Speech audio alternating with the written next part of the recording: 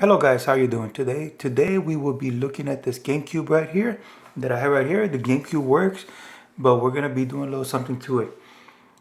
Let me get the part here. We're going to be adding this right here, the GC loader that I got off of Amazon a while back ago. It's been a while.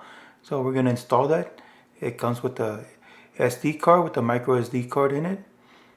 And from there you can download the games you want and you'll be able to play them on the GameCube. So let's get this thing, put this back and start taking apart the GameCube so we can look at it. First thing first, we'll take off the back plates. You don't really have to take them off, but it doesn't hurt. Take off the 4 screws. You do need a special screwdriver for this. You can find those screwdrivers on Amazon, eBay, wherever you want. Local game stores might even have them. But let's keep going with the screws. There's 4 on the outside, and then we'll take off the cover. Here we go. We got the screws off. Now let's take off the cover. Just be careful when you do it. Just go straight up and just take it out and put it off to the side. You won't need it now.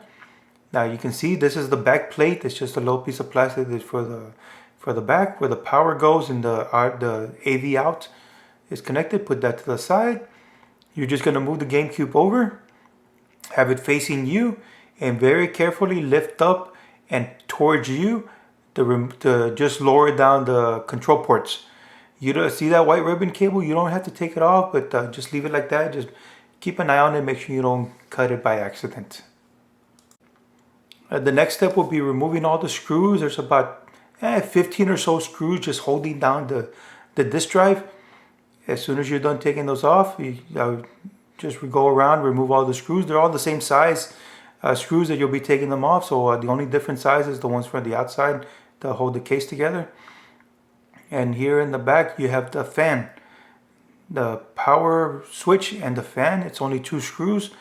Once you remove those 2 screws, you'll be able to take off the fan and the power switch. And there's also a power cable going to it. You just unplug it, put it to the side, and it should slide right out. You just gotta play with it a little bit and you should be able to get it out. There you go. That's all you gotta do. Set it off to the side. It is a little dirty. I'll clean it up a little bit before putting it back together.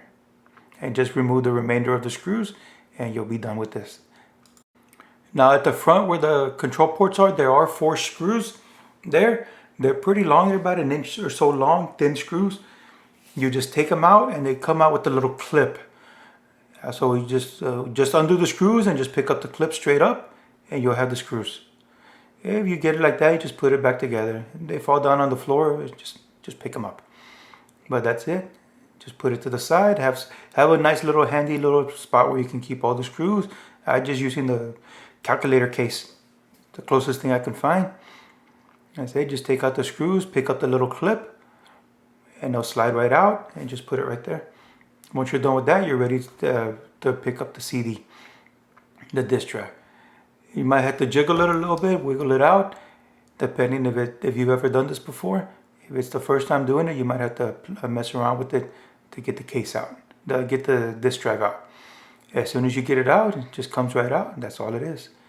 Now the next step was here you can see the heat shield, the main motherboard, and some of the components inside. You're not going to have to go any further than this.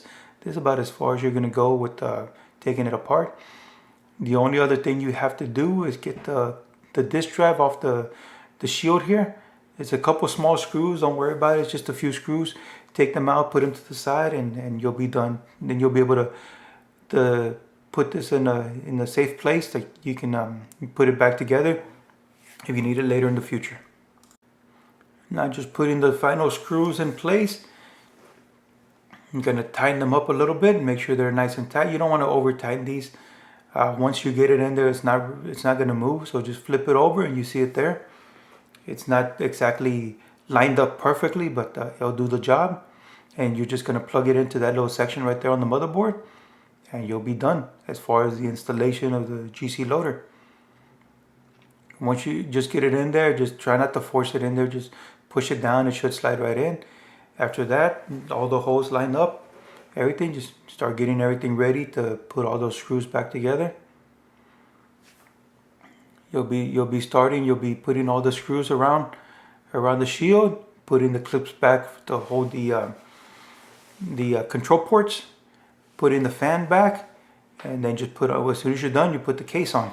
And that's it, you're pretty much done. Let me just go forward a little bit. As soon as you're done installing the fan, all you have to do is just put in the control ports.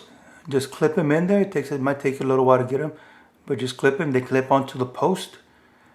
Just put them on there, and then you just get the back plate for the power and the AV out. Same thing, just hold it on there. It should hold on there in place pretty good. When you're done with that, just start sliding the case itself into the section, into the bottom section. Just slide right in. You might have a little, you just have to align it. You might have a little trouble here and there aligning it, but overall it's an easy it's easy to slide in there.